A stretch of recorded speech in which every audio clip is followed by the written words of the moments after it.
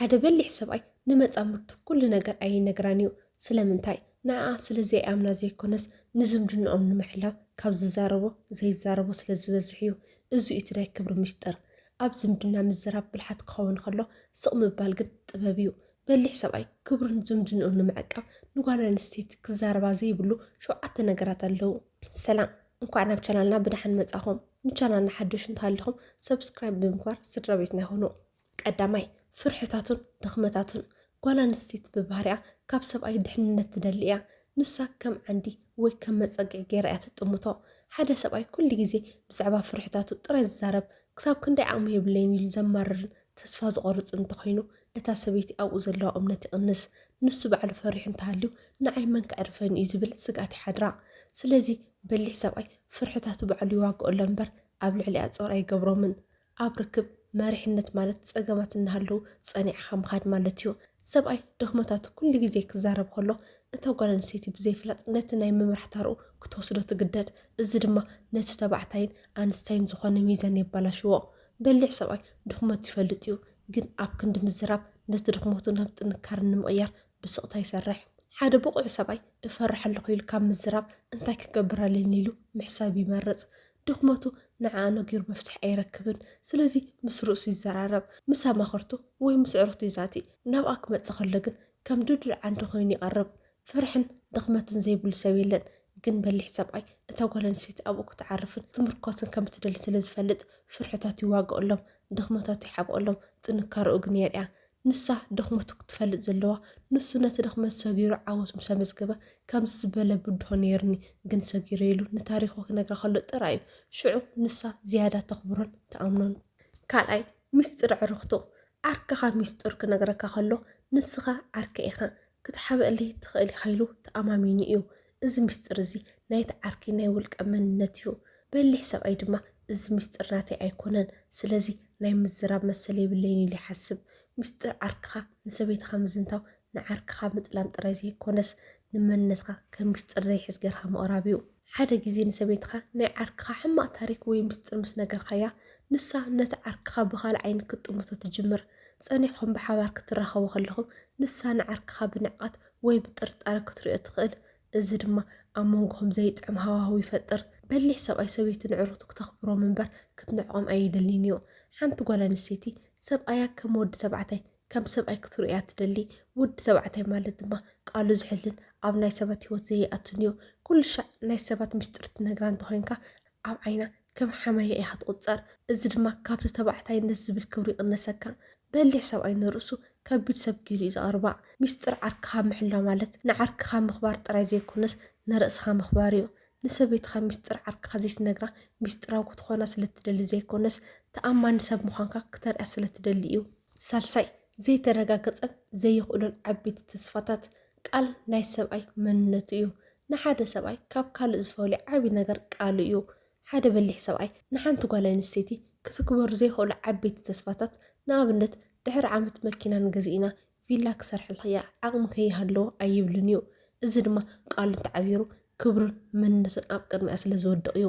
ዘይፍፀም ተስፋ ንሓንቲ ጓል ኣንስተይቲ ንግዚኡ ደስ ከብል ኣይኽእል ይኸውን ግን ውዒሉ ሓዲሩ መርዚ ኮይኑ እዩ ዝመፅእ ንሳ ኣብቲ ንሱ ዝሃባ ተስፋ ተመርኪሳ ሕልምታታ ክትሃድፅ ትጅምር እቲ ተስፋ ምስ ዘይፍፀም ግን እቲ ሕልሚ ይፈርስ እቲ እምነት ድማ ይበላሾ በሊሕ ሰብኣይ ንስምዒታታ ብናይ ሓሶት ተስፋ ኣይትፃወተሉን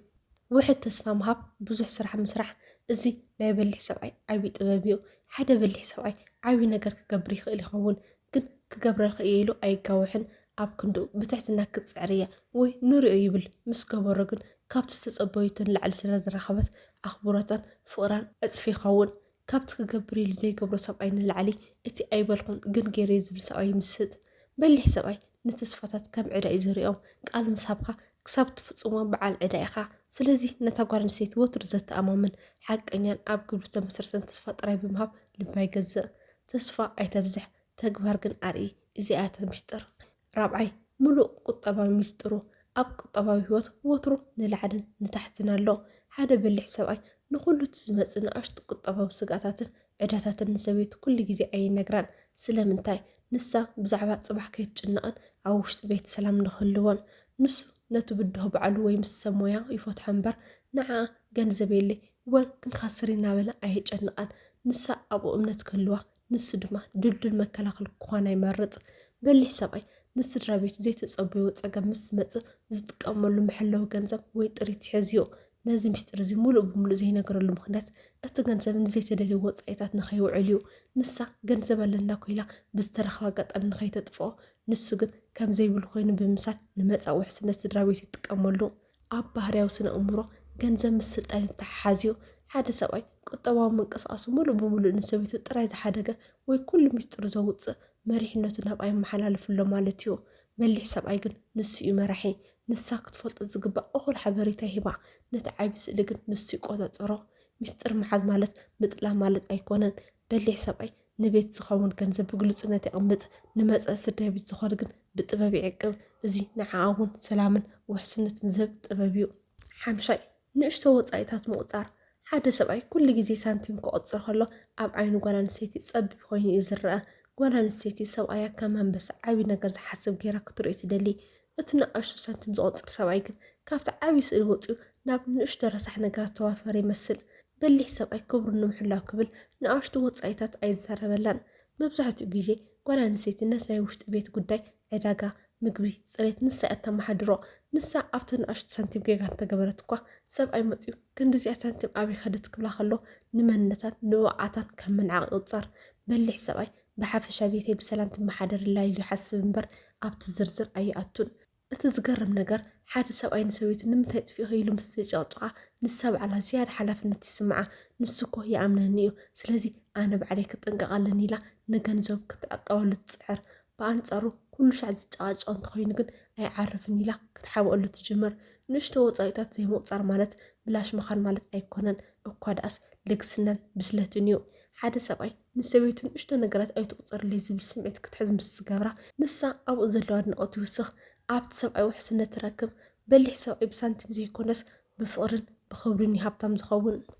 ሻድሻይ ምስ ናይ ቀደም መፃምርቱ ምውድዳር ሓንቲ ጓል ኣንስተይቲ ኣብ ሂወትካ ቁፅሪ 2 ወይ መተካእታ ክትኸውን ኣይትደሊን እያ ንሳ ንዓኻ እታ እንኮን ፍሊትን ክትኸውን እያ ትደሊ ንዓኣ ምስ ናይ ቀደም ምስ ተወዳድራ ብፅቡቅ ይኹን ብሕማቅ ንሳ ንሱ ገና ካብታ ናይ ቀደም ኣይወፀን ወይ ንዓይኒ ወይኒ ኣይኮነን ዝርእየኒ ዘሎ ዝብል ስምዒት ይሓድራ በሊሕ ሰብኣይ ነዛ ስምዒት እዚኣት ንኸይትመፅእ ይጥንቀቕ ንሓንቲ ናይ ቀደም ጓል ክትጠቅስ ከለኻ ንሳ ኣብቲ ቦታ እኳ እንተዘይላ እቲ ዝኽራኣ ግን ኣብ መንጎኹም ይኣቱ እታ ናይ ሕጂ መፃምርትኻ ምስ ሓደ ዘይትርአ ተወዳዳሪት ክትወዳደር ከም ዘለዎ ኮይኑ ይስምዓ እዚ ድማ ቅሳነት ይኸልኣ በሊሕ ሰብኣይ ነቲ ናይ ቀደም ማዕፆ ዓፅዩ ነቲ ናይ ሕጂ ማዕፆ ጥራይ ከፊትሉ እዩ ዝነብር እታ ናይ ቀደም ዓርከይ ከምዚ ትገብር ነይራ ወይ ከምዚኣ ትፈቱ ነይራ ምባል ንዓ እስኺ እኹል ኣይኮንክን ከም ምባል እዩ እዚ ንኽብርን ንውሽጣዊ ጥንካረን ጓል ኣንስተይቲ ኣዝዩ እዩ ዝሃሲ ሓንቲ ጓል ኣንስተይቲ ርእሰ ተኣማንነት ምስኣነት ድማ እቲ ንዓኻ ዘለዋ ፍቕርን ክፍትነትን ይቕንስ በሊሕ ሰብኣይ ሰበይቲ ኩሉ ግዜ ንግስቲ ኮይኑ ክስማዕ እዩ ዝገብር በሊሕ ሰብኣይ እታ ዝበለት ሰበይቲ እቲ ሕጂ ምስኡ ዘላ እያ ዝብል እምነት ኣለዎ ሕሉፍ ታሪክ ዝተሓተመ መፅሓፍ እዩ ንሰበይትካ ካብ ኩለን ኣንስቲ ዓለም ንዓኣ ጥራይ ከም ትሪኣ ጌርካ ስምዒት ታሂብካያ ንሳ እውን ካብ ኩሎም ሰብኡት ዓለም ንዓኻ ጥራይ ከም ጀግና ክትሪእካ እያ ምስ ናይ ቀደም ምውድዳር ግን ነዚ ጅግንነት እዚ የፍርሶ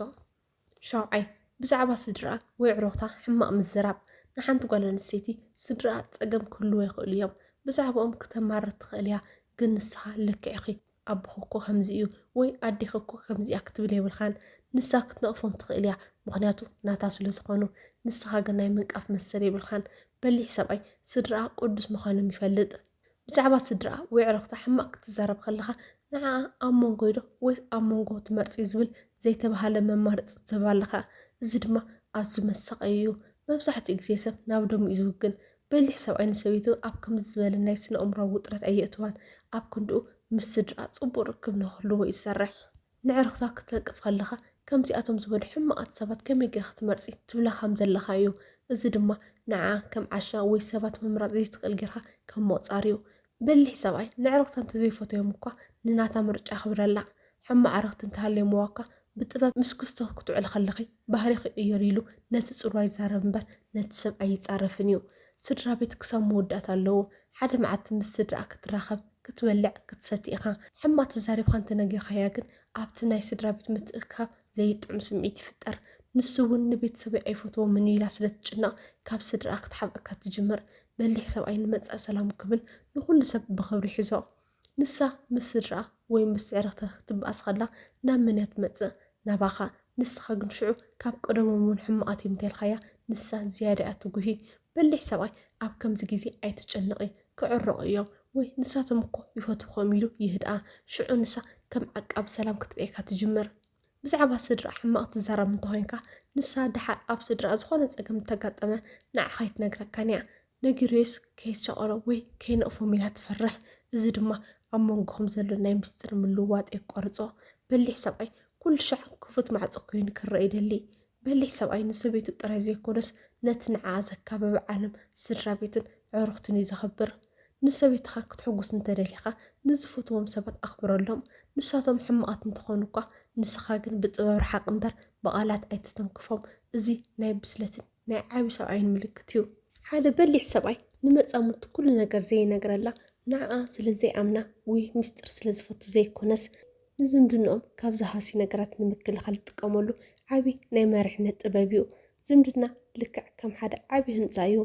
እቲ ህንፃ ፀኒዑ ደው ንክብል ድማ ኩሉ እቲ ውሽጣዊ ኣሰራርሓን ብድሆታትን ኣብ ቅድሚ ዓይኒ ኩሉ ሰብ ክገሃድ የብሉን ሓደ ብቑዕ ሰብኣይ ንዕቤቱ ከም ቆፅሊ ኮይኑ ዘፅልል እምበር ከም ንፋስ ኮይኑ ዘናውፅ ክኸውን የብሉን እዚ ሕጂ ዝረኣናዮም 7 ነጥብታት ሓደ ሰብኣይ ክብሩን ግርሙኡን ሓልዩ ንሰበይቱ ድማ ብሰላምን ብውሕስነትን ንኽመርሓ ዝሕግዝዎ መሰረታዊ መምርሕታት እዮም ስለምንታይ ስቕታ ዘድሊ ቃል ሓንሳብ ካብ ኣፍ ምስ ወፀ ተመሊሱ ኣይእከብን እዩ ሓደ ግዜ ዝተባሃለ ሕማቅ ቃል ወይ ዝተደርበየ ድኽመት ኣብ ውሽጢ ልቢ ጓል ኣንስተይቲ ዓብዪ በሰላ ክሓድግ ይኽእል እዩ በሊሕ ሰብኣይ ድማ ቃላቱ ከም መድሓኒት ንፈውሲ ክጥቀመሎም እምበር ከም ጭፍራ ንዕንወት ክጥቀመሎም ኣይደሊን ንሱ ዓንዲ እዩ ሰበይቱ ኣብኡ ክትዓርፍን ክትምርኮስን ትደሊ ንሱ ኩሉ ፍርሕታትን ድኽመታትን ዘውፅእ እንተኮይኑ እቲ መፀጋ ዓንዲ ይናወፀሎ ማለት እዩ ንሱ ሓላዊ ምስጢር እዩ ናይ ዕሩክቲ ምስጢር ዝሕሉ ሰብኣይ ፅባሕ ንግሆ ናታ እውን ምስጢር ከም ዝሕልወላ ስለትፈልጥ ሙሉእ እምነት ትህቦ ንሱ ብግብሪ ይዛረብ ካብቲ ብቃላት ተስፋ ዘብዝሕ ብተግባር ተኣምር ሰርሕ ሰብኣይ ዝያዳ ግርማ ኣለዎ ፍቅሪ ማለት ኩሉ ዝተሰምዐካ ምዝራብ ማለት ዘይኮነስ ነቲ ንዝምድናኻ ዝጠቅም ጥራይ መሪፅካ ምዝራብ እዩ በልሕ ሰብኣይ እቲ ኣብ ውሽጡ ዘሎ ማዕበል ስምዒታት ባዕሉ ይገጥም ናብ ቤቱ ክኣቱ ከሎ ግን ሰላምን ርግዓትን ሒዙ እዩ ዝኣቱ እዚ እቲ ንሓቀኛ ሰብኣይ ካብ ተራ ሰብ ዝፈልዩ ዓብዪ ናይ ብስለት መለለዪ ምዝራብ ብልሓት ክኸውን ከሎ ስቕ ምባል ግን ጥበብ እዩ በልሕ ሰብኣይ ዘረብኡ ቅድሚ ምዝራቡ ብሚዛን ይምዝኖ ንጓል ኣንስተይቲ ክብሪ ምሃብ ማለት ንስምዒታታ ምርዳእን ንመንነታ ምኽባርን ማለት እዩ ንሎሚ ዘዳለኸልኩም መደብ እዚ ይመስል ኣብ ዝቕፅል ቪድዮ ብካልእ ኣገዳሲ ኣርእስቲ ክሳብ ንራኸብ ሰላም ፅንሑ